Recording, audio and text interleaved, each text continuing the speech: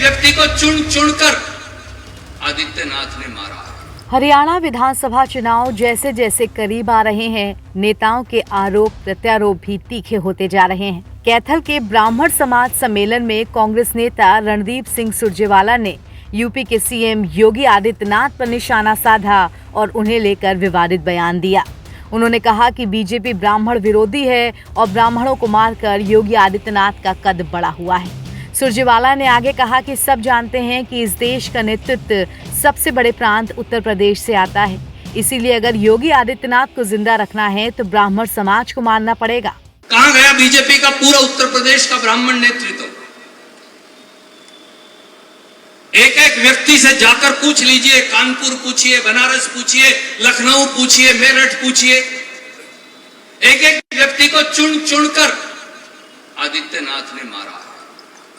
एक एक व्यक्ति को चुन चुनकर चिन्हित करके पंडित जी बीजेपी के लोगों ने नकारा है। एक एक व्यक्ति को चुन चुनकर उनके नेतृत्व को समाप्त किया है, क्योंकि सब जानते हैं कि नेतृत्व इस देश का सबसे बड़े प्रांत से आता है और वो उत्तर प्रदेश है। इसलिए अगर आदित्यनाथ को जिंदा रखना है तो ब्राह्मण समाज को मारना पड़ेगा। उनको मार कर उसके बाद उनकी राजनीतिक जो मार है उसके बाद फिर आदित्यनाथ का कद बढ़ा होगा। अजय सिंह बिष्ट उर्फ आदित्यनाथ, जिसका नाम भी आदित्यनाथ असली नहीं, आया था यहाँ जलसा करने हरियाणा में। मैंने पूछा, अजय सिंह बिष्ट अपना नाम तो असली बता दिया करो जो माँ बाप ने दिया था, कम से कम अपने आप को आदित्यनाथ। केवल भगवा धारण करने से कोई भगवे के लायक नहीं हो जाता।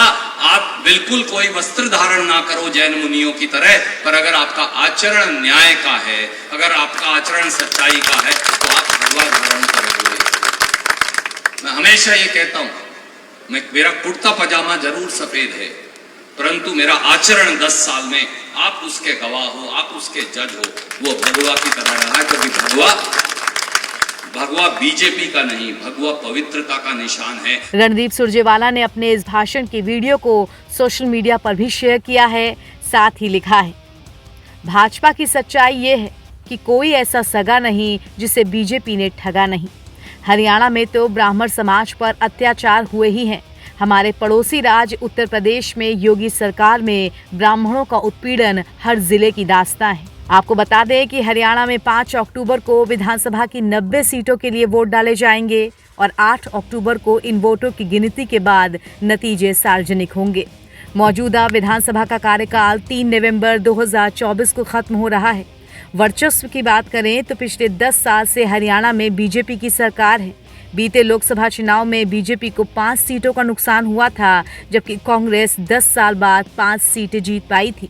जेजेपी भी इस चुनाव में चंद्रशेखर आजाद की पार्टी के साथ चुनाव लड़ रही है। इंडियन नेशनल लोकदल यानी इनोला और बहुजन समाज पार्टी ने विधानसभा चुनाव के लिए गठबंधन का ऐलान कर दिया है।